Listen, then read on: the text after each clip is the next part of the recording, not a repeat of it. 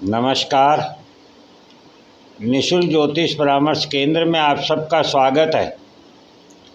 हमने 2025 से 2032 तक गुरु के राशि परिवर्तन के द्वारा और केतु के साथ बनाए जाने वाले संबंध से किस प्रकार से हमारे जीवन में परिवर्तन आएंगे और हमें उसके लिए किस प्रकार से तैयार रहना चाहिए और स्वयं को परिवर्तित करना चाहिए, इसके संदर्भ में चर्चा की। अब हम ये समझने का प्रयत्न करते हैं कि आने वाले इन 8 सालों में गुरु और केतु के द्वारा हमारे विचारों में जो परिवर्तन किया जाएगा उसका मूल कारण क्या है। तो सबसे पहले हम गुरु को समझने का प्रयत्न करते हैं।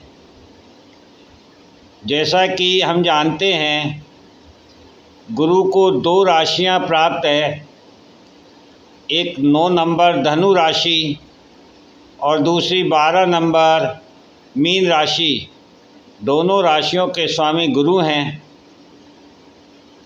9 नंबर धनु राशि अग्नि तत्व की है और दिव्य स्वभाव रखती है। धनु राशि का प्रतीक चिन्ह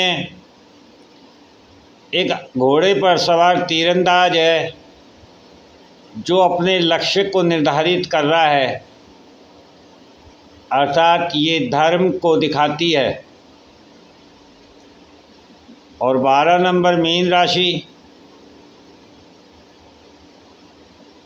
ये जल तत्व की होती है।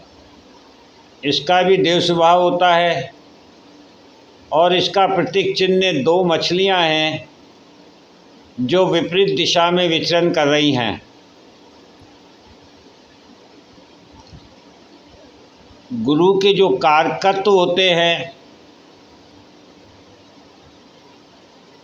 ज्ञान, धर्म, नीति नियम, शुभता, पवित्रता, शुद्धता और अनंत। अब आप देखेंगे कि गुरु को एक राशि अग्नि तत्व की प्राप्त है और एक राशि जल तत्व की प्राप्त है। अग्नि में जब कोई चीज़ तपाकर उसे उज्जवल की जाती है, उसमें बुराइयां जो होती है उसका नाश किया जाता है और शुद्धता और पवित्रता के साथ अग्नि उस तत्व को प्रदान करती है। जैसे सोने को तपा करके ही कुंदन बनाया जा सकता है। हम होली का दहन मनाते हैं, वह भी हमें यही बताता है कि बुराई होली का जलकर राख हो जाती है और प्रहलाद जो कि शुद्ध है, पवित्र हैं, धर्म के प्रति हैं,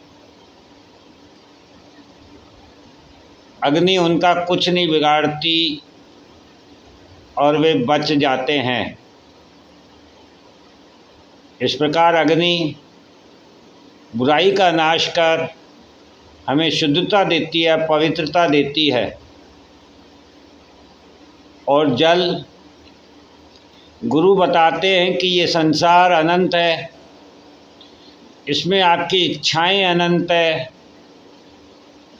इसमें आपके पाने के लिए अनंत है और खोने के लिए भी अनंत है। और आपकी अंतिम यात्रा भी अनंत की ओर है। पानी, जल जैसा कि हम जानते हैं,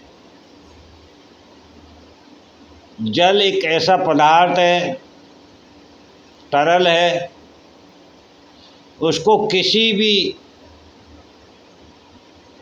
के भी साथ मिला दिया जाए वह उसका जैसा हो जाता है। यहाँ गुरु हमें ये बताना चाहते हैं कि आप अपना अस्तित्व जब खोते हैं तभी दूसरे के जैसे बन सकते हैं। जैसे कि जल को दूध में मिला दिया जाए तो जल का स्वभाव भी दूध जैसा हो जाता है, अर्थात जल ने अपना अस्तित्व जब खोया तो वह दूध जैसा हो गया। तो गुरु यहाँ मीन राशि में हमें ये बताना चाहते हैं कि स्वयं को खोकर के ही आप अनंत की ओर जा सकते हैं, ईश्वर की ओर जा सकते हैं, मुक्ति की ओर जा सकते हैं। इस प्रकार से गुरु हमें आने वाले समय में